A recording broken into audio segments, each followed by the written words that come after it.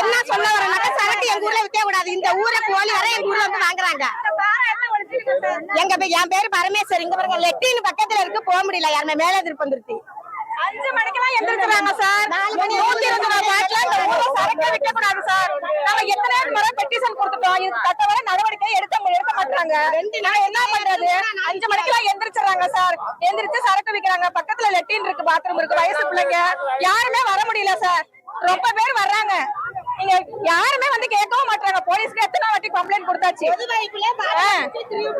பைப்ல பாட்டில குடிச்சிட்டு பாட்டில போட்டுறாங்க.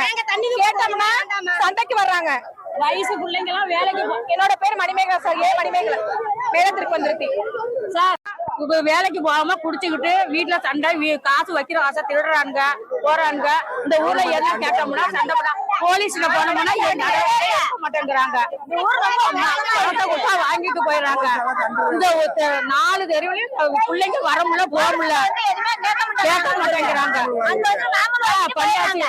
நாங்க போலீஸ்லயும் சொல்லிட்டோம், வந்து கேட்கற மாதிரி கேட்கறாங்க, அப்புறம் போயிடுறாங்க.